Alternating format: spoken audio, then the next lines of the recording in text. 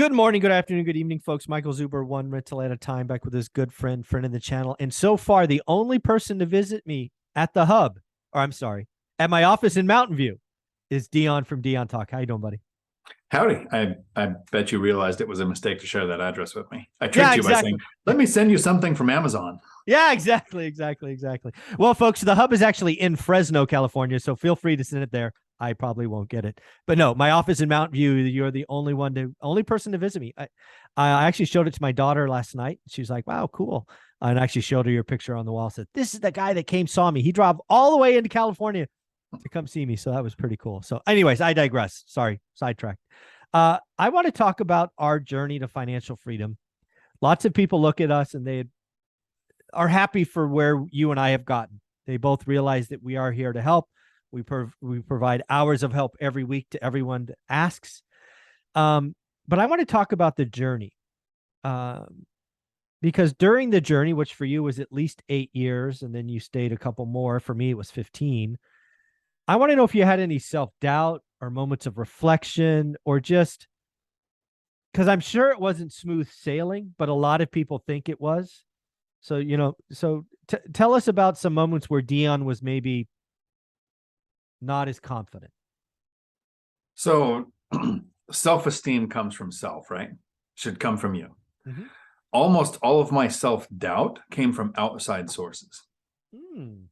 I have investor friends who reached financial freedom investing in real estate. I have my brother who used a home equity line of credit, bought real estate with a falling down mobile home, and then he fixed it up, turned it into a rental, would pay the HELOC off within a year or two, year and a half maybe, rinse and repeat till he got to 10 and then retired. The second he found out I was buying places with mortgages, he called me a moron. Wow. So this is my successful person I want to emulate. I don't have a paid off property to take a HELOC out on. Yeah. So my solution was house hacking, get mortgages, invest for cash flow. And the person who's financially free in my life is saying, that's stupid, don't do it that way. The real estate agent that I started working with in the beginning has 30 rentals. He is now retired, but when I started working with him, I also thought, okay, this agent is an investor, kind of take a mentor role. Had I listened to his advice on the first couple of offers that I made based on his advice, I'd have went bankrupt. Oh, Because he didn't invest in my asset class. He had also never used mortgages, and he invested in single family, not small multifamily. Didn't know how yield worked. He just sat in the office for 2 decades and waited for the best deals to walk in and then scooped them up. Well, I couldn't do that. Single parent, I couldn't sit in the real estate office and live on inconsistent income to reach financial freedom. I had to have the W-2 job to do that. And then the real self-doubt came in the first couple of years where I made a mistake that I'm hoping people that are watching videos like this aren't making. I thought I would replace my, at the time, income. Later, I learned to replace living expenses by multiples. But in the beginning, I was like, okay, I make this much, I need to replace that much. New investor thought, without any education whatsoever, right? It took 13 weeks of boot camp to join the Marine Corps. It took a 6-month academy to become a police officer. If you want to work in a field that requires a degree, you're talking years of education. But I'm just going to jump into this field I know nothing about because I've lived in houses, so how hard can it be? And replace my income. And so I made all of those mistakes that a new investor does when they're not educated. No lease, rent to a friend based on a handshake. Don't hold the tenant accountable to any kind of agreement. Property got trashed. I've told you the story before. I went to visit the tenant when they stopped paying rent and found out they didn't live there. They had moved out, rented the house to someone else and was collecting the rent. All my fault. I set it up, right? So I tried to give the house away, tried to think, okay, my brother and my friend are just smarter than me. There's no way I can do this. And here's where I think luck played a key. Luckily, I was underwater on the mortgage. I couldn't give it away. So I had to turn it into a rental, and I realized I had to educate myself. So the self-doubt came from, like, I think the Dunning-Kruger effect. You don't know what you don't know, and you don't know how dangerous you are because you don't know it. Yeah. Yeah. So I think there's a lot in there I want to kind of unpack.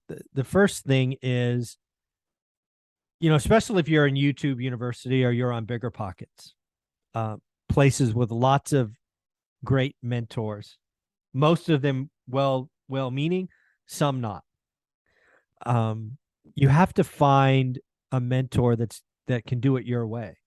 right? That's a big takeaway for me, right? You had two mentors, all well-meaning, didn't purposely give you bad advice. What they did worked for them, but it didn't fit your lifestyle.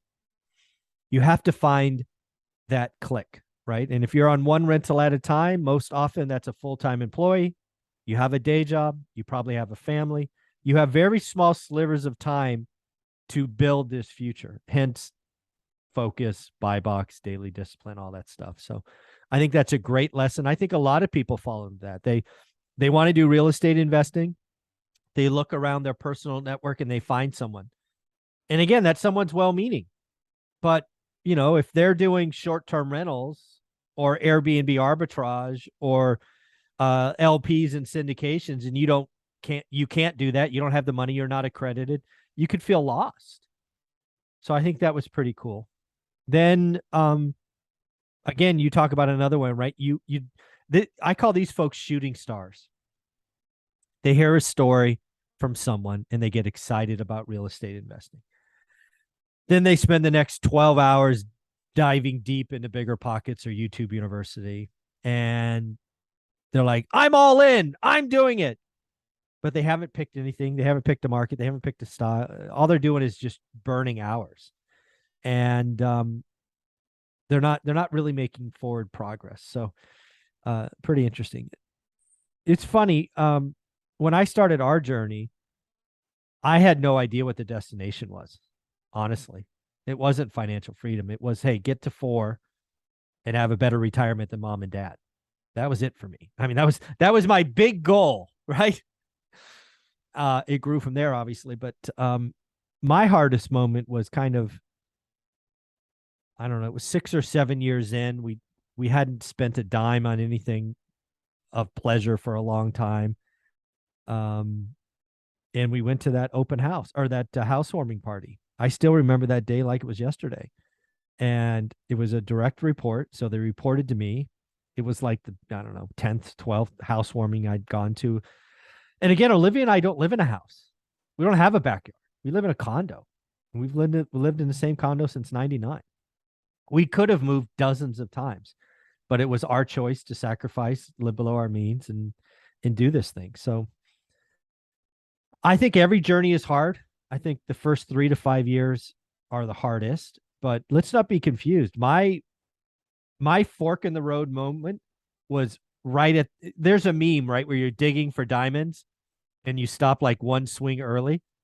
That fork for us was right at the end of that. It could, I mean, I seriously had moments of thoughts going, if I sold half my portfolio, what could we buy?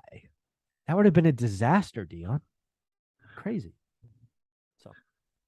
So a lot of times the doubt comes because we're not sure we're making the right choice right now. We're not sure where we see things going. There is a certain, no matter what your field that you work in, you can benefit from what I'm about to say. But there is a certain field of individuals who do really well in real estate. It's engineers. People who work in the engineer field, for some reason, every time I interact with them, they have got it down to a science. And it's not because they engineer the path. They reverse engineer the path. Yes. That's what engineers do. They think, what am I trying to accomplish? What are the steps from that point back to where I'm at now? So if you can see those steps that are ahead of where you are, it's a lot easier to do the ones that you're doing now. Whereas if you're like the average person thinking, what can I do today? If you don't have that clear path of where you're going, you're not going to have the confidence to know what you're doing is going to have an impact. But if you know what the destination is, it's a lot easier to pick the path and know that, okay, I'm not going to see a big change when I start saving and increasing my income and work on my credit score. But once I do those things, here's the lending options that open up to me. Like that makes those steps a lot easier to do. So we can eliminate doubt by knowing where we're going. And I think it doesn't matter what you work in. That's just something I take away from every time I deal with an engineer. Yeah. The last thing to kind of close out video number 1 is I want to talk about regret. If anybody's heard either your or my story, hopefully they've heard all the sacrifice that we made time and time and time and time and time again for years. I want to ask you here right now, do you regret any of those sacrifices you made on your journey to financial freedom? Is there something you didn't do that you now look at going, I wish I had done that. That was a mistake. Any regret at all? No, I tried to explain what reaching financial freedom and retiring early feels like 2 months in. Like I'm at the 2-month mark in 4 days. And the closest I can come to equating it is, and this is a confusing sentence until I take 30 seconds to explain it. It's better than winning the lottery. Would you regret winning the lottery? No. Okay, you might regret spending several $100s a month and never winning the lottery. But since you reach financial freedom, here's why it's better. Some people think it's because you have that sense of pride. I did this, I accomplished it. I didn't just get lucky and win. That's part of it. The reality is it's better because it's repeatable. Exactly. It's repeatable. So 70% of lottery winners within 5 years are out of money and have to go back to work. Having that confidence, because this is self-doubt video, having that confidence of, if everything was gone, if I lost everything, timeline's 5 to 10 years, be right back where I'm at. Like, do it again. Yeah. That feels better than winning the lottery. And then, it doesn't hurt that you get to do everything you want every day. Every day is Saturday hungover from Friday night. Everyone's the same. Exactly. Yeah. The thing that I wanted to say here is, again, if Olivia and I've heard our story, it's in our first book, One Rental at a Time. We had lots of things, and I regret 0 of our sacrifices. And that's a powerful statement. We sacrificed. We didn't do this. We didn't do that. I don't regret any of it. All of it was, as far as I'm concerned, it was all required to get where we are. So again, a lot of you are at the point where you're making sacrifices. I want you to know that years later, the destination, I regret no sacrifice. It was all worth it. And I think that's powerful for people to hear. Dion, where can people find you? Right here on YouTube, Dion Talk Financial Freedom, where I do live streams every Tuesday, 4 p.m. Pacific. Awesome. Thanks, buddy. Ciao.